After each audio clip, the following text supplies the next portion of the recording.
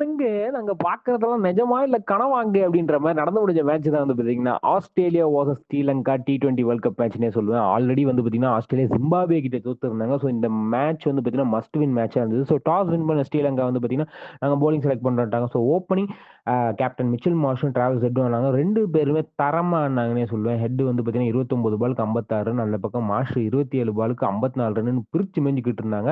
Head out ஆனாரு 56 ரன்னுக்கு. அதுக்கப்புறம் அந்த கிரீன் 3 ரன்னுக்கு காலி. மார்ஷ் 54 ரன்னுக்கு காலி. டிம் டேவிட் 6 ரன்னுக்கு காலின்னு போயிட்டு இருக்கும்போது, என்னங்க இப்படி வரிசையா போய்கிட்டு இருக்கீங்க அப்படின்னு இருக்கும்போது, மேக்ஸ்வெல்லும் இங்கிலீஷும் ஒரு இன்னிங்ஸ் ஆடுனாங்க. மேக்ஸ்வெல் ஒரு 15 பால் 22 ரன். அதுல ஹேம்நாத் பால்ல வந்து இப்படி ரிவர்ஸ் ஷாட் அடிக்கும்போது போட்டாரு பாருங்க. அதுல நிசாங்கா என்ன கேட்ச், வேர்ல்ட் கிளாஸ் கேட்சுங்க அப்படின்ற அளவுக்கு வந்து பார்த்தீங்கன்னா, சரியான கேட்ச் பிடிச்சாரு. இங்கிலீஷும் வந்து பார்த்தீங்கன்னா 27 ரன்னுக்கு காலி. அதுக்கப்புறம் அந்த ஸ்டாயினிஸ் 4 ரன்னுக்கு காலி, கூப்பர் 3 ரன்னுக்கு காலின்ற மாதிரி வந்து பார்த்தீங்கன்னா, எல்லாரும் ஒற்றை இலக்க எண்களில் அவுட் ஆனார்கள்ன்ற மாதிரி வந்து போயிட்டாங்க.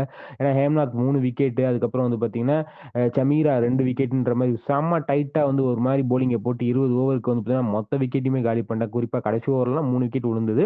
181 ரன் தான் ஆஸ்திரேலியா எடுத்தாங்க.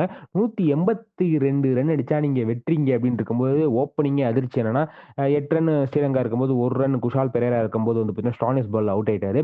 அதுக்கப்புறம் வந்து குசால் மெண்டிஸும் ஓப்பனிங் இறங்கின நிசாங்காவும் ஒரு பார்ட்னர்ஷிப் அமைச்சாங்க பாருங்க. வெறித்தனத்தின் உச்சம். அதுவும் நிசாங்காலாம் வந்து பார்த்தீங்கன்னா அதிரடி தான். 10 4 5 6ன்னு விளாசி தள்ளிட்டாரு.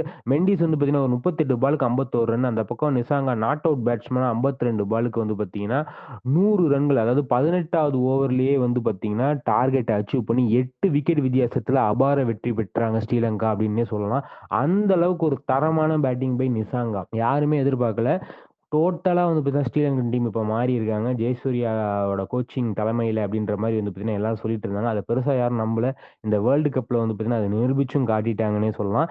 இப்ப என்னன்னா விஷயம், ஆஸ்திரேலியா குவாலிஃபை ஆகுதா? இல்ல வந்து ஜிம்பாப்வே குவாலிஃபை ஆகுதா? ஏன்னா ஸ்ரீலங்கா ஆல்ரெடி குவாலிஃபை ஆயிட்டாங்க. ஸோ வந்து பார்த்தீங்கன்னா, இன்னும் ஒரு 2, 3 டேஸ்ல வந்து பார்த்தீங்கன்னா, ஃபைனல் லிஸ்ட் வந்து யார் யாரெல்லாம் சூப்பர் 8க்கு குவாலிஃபை ஆயிருக்காங்கன்னு தெரிஞ்சிரும் எக்ஸாக்ட்டா. அதுல வந்து சப்போஸ் ஜிம்பாப்வே குவாலிஃபை ஆனா இந்தியாவோட மோதுவாங்க. இல்ல ஆஸ்திரேலியா குவாலிஃபை ஆனா இந்தியாவோட எங்கன்னா சென்னையில மோதுவாங்க. இந்த மேட்ச்க்காக தான் எல்லாரும் விறுவிறுப்பும், சுறுசுறுப்போட வந்து பார்த்தீங்கன்னா, காத்துக்கிட்டு இருக்காங்க.